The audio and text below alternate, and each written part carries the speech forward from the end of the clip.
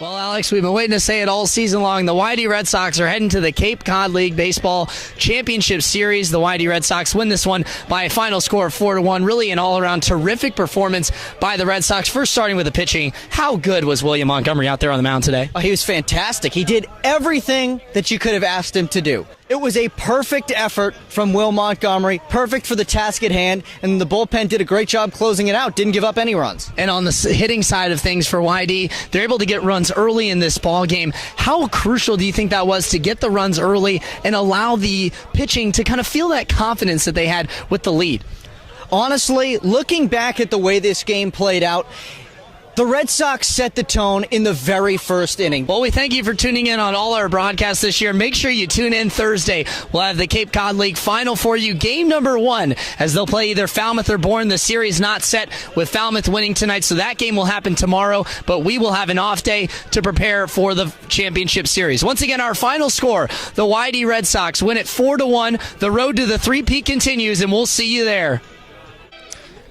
Welcome to Red Sox Rundown. I'm Elijah Gonzalez. Alongside me is Alex Levitt. The YD Red Sox pick up a big win here in Harwich, a 3-0 victory, an outstanding performance on the mound from Oliver Jaski.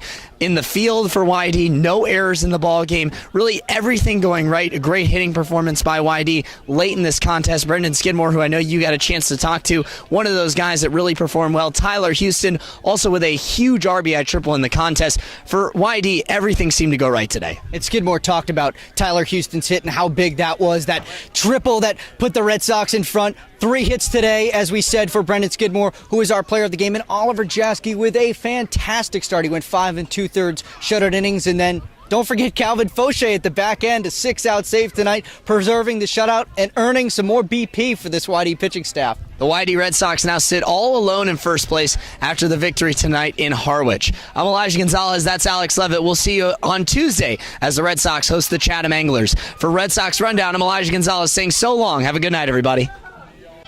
The Yarmouth Dennis Red Sox beat the Brewster Whitecaps by a score of 9-5 today. Here from Red Wilson, this is Red Sox Rundown. I'm Elijah Gonzalez. Alongside me is Alex Levitt.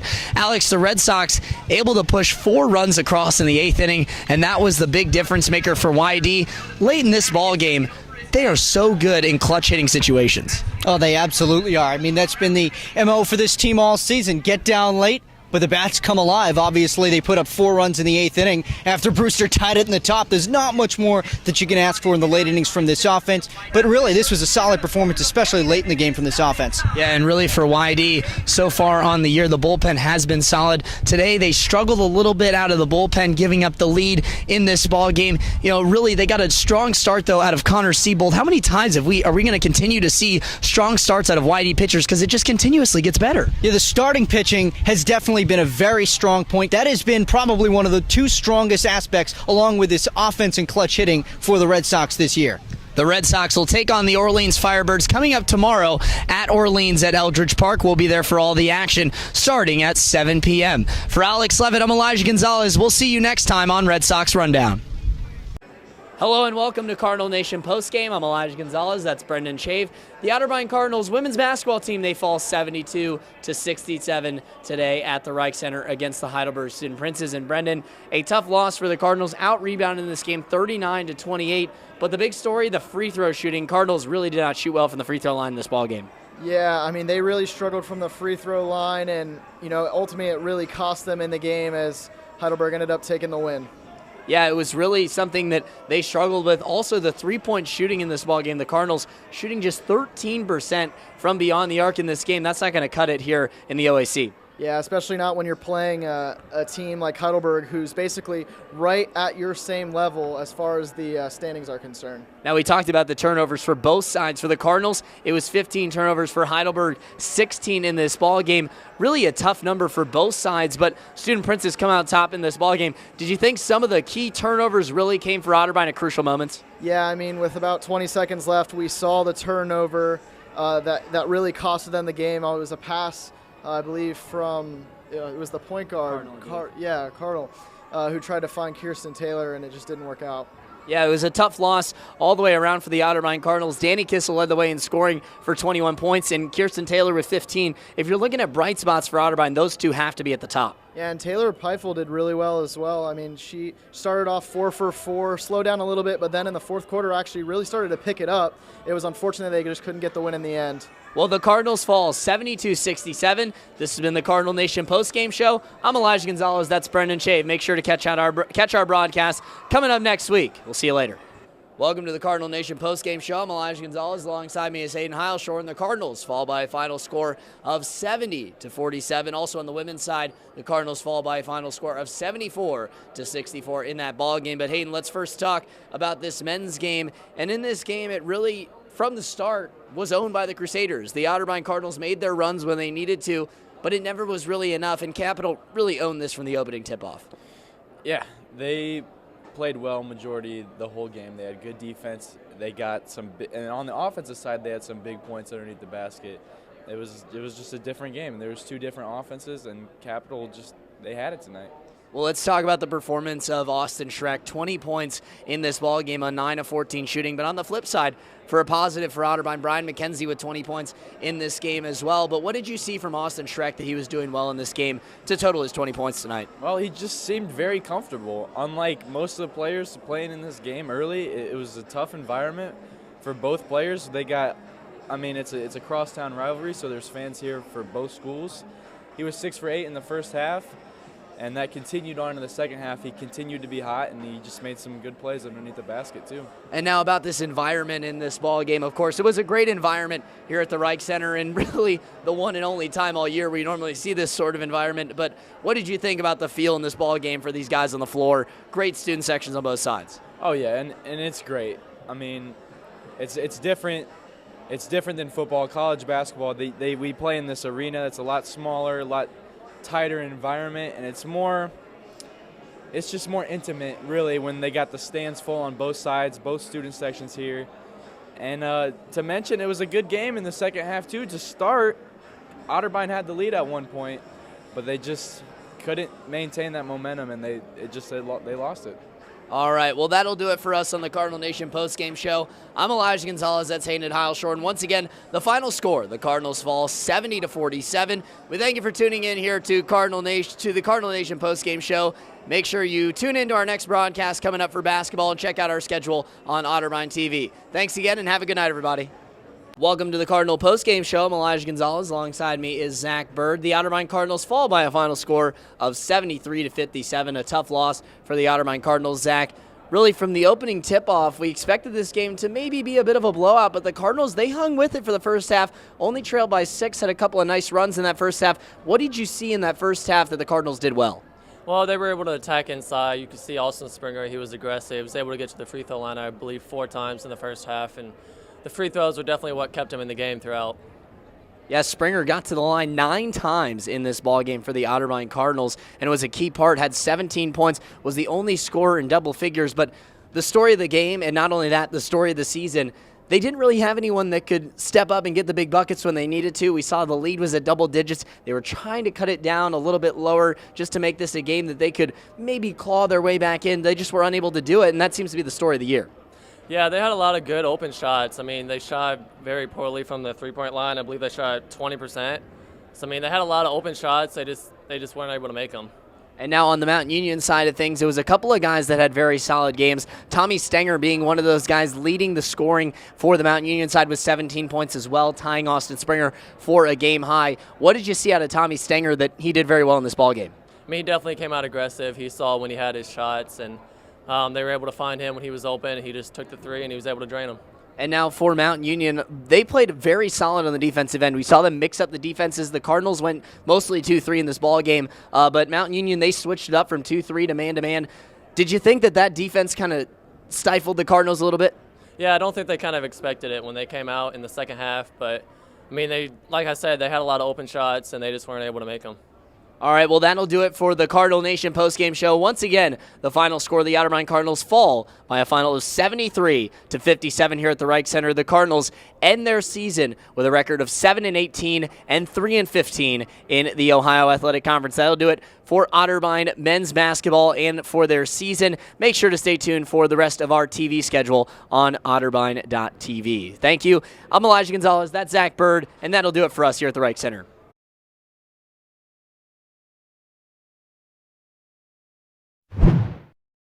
Here with Brendan Skidmore, the YD Red Sox, as they were able to pull out this ball game by a final score of 8-6. Brendan, you come up with a big 2 RBI double in the 8th inning to give your team the lead. What was your approach like for that at bat?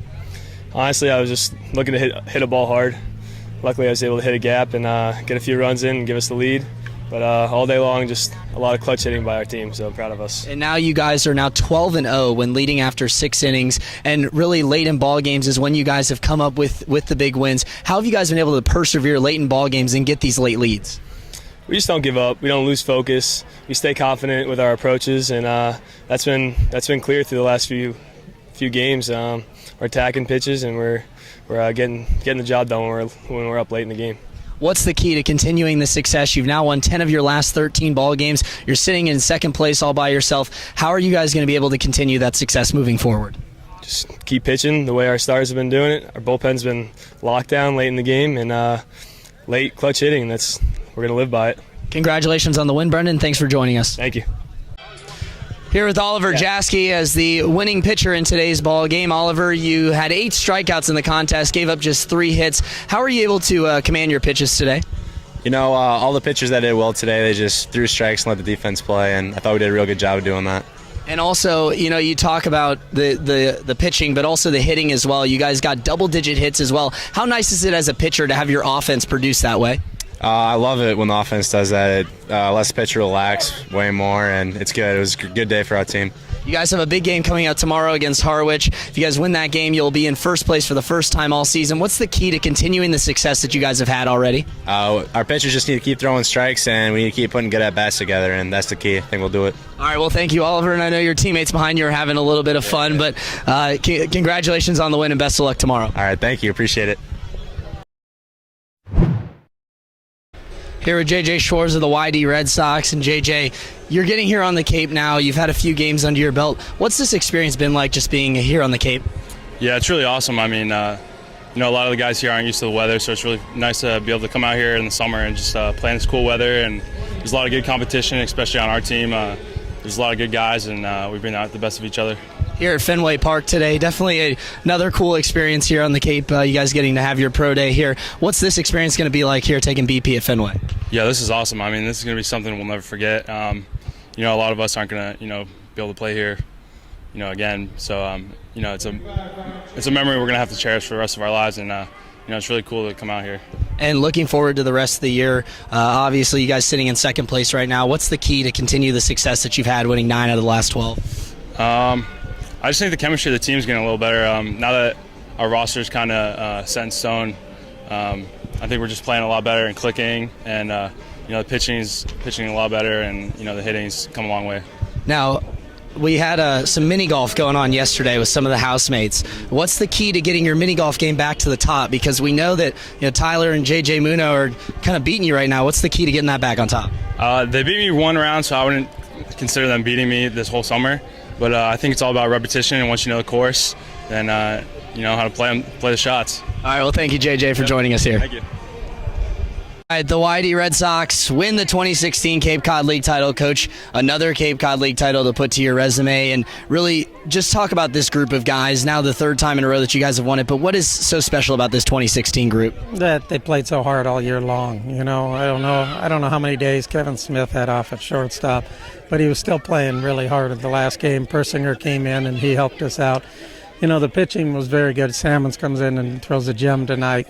It was all year long. It was the neat thing about this club, it was somebody else picking up. For a while there, Stafford got hot, Smith got hot, Persinger got hot. It wasn't just one guy. We didn't build our club one guy.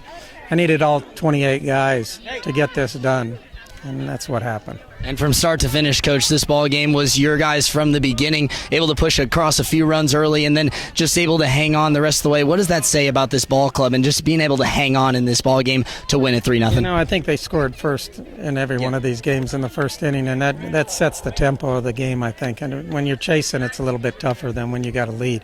Makes it easier to pitch, makes kids easier to relax, And I thought us getting off to a 3-0 start was a big key. And Coach, the first time in YD history you guys go with the three-peat. What does this mean to you, an organization that you put so much time and effort into? What does this mean to get the three-peat finally for your club? You know, the three-peat's for the people of Yarmouth. This is a new club, but the three-peat's for the people of Yarmouth to work all year, you know, and gives them bragging rights in this, you know, in the Cape Cod League. But these people work so hard all year. That's all the three-peat is. The championship this year goes to the players of this year. All right, Coach. Well, thank you very much for your time, and congratulations on a win. And it was a pleasure covering this ball club and getting a chance to talk with you. And obviously, best of luck the rest of the years. But again, congratulations on the win. Thank you, and I just want to say hi to my 95-year-old dad. All right. Thanks, Coach. All right, the YD Red Sox win the 2016 Cape Cod League title. I'm here with the playoff MVP, Kevin Smith. Kevin, for you, what does this mean to you, being named playoff MVP on a team that really from the start, you guys start 0-5 and now come back and win a Cape Cod League title? What does it mean to be the playoff MVP on this club? Yeah, I mean, it doesn't mean much. What I was looking for is a championship. You know, we came up here, we wanted a ring, and, you know, we have a lot of host families out here who have never been to an away game, you know, and my host family, especially this guy. And, you know, for them to come out here, we wanted to win it for him. And, you know, Gary, Susie, all the guys, and obviously Coach Pick. I mean, he's emotional, and we did it for him. And Kevin, obviously, we talked about this ball game itself. You guys win this one 3-0. You get a few runs early, but you're able to hold the lead. What does that talk about you guys going through adversity the entire year and being able to hold that lead all the way toward the end? Well, pitching wins ball games, and it definitely wins championships. And you know, our pitchers have been great all year. Calvin, Will, Brian from the start. They've all been pitching great throughout the whole playoffs. So it made us a lot easier, and we can only have to score 3 runs to win. So hats off to them. All right, Kevin, we'll go enjoy this with your teammates and your host family as well. So congratulations again, and best of luck next year at Maryland. Awesome, thanks, appreciate it. Go Sox!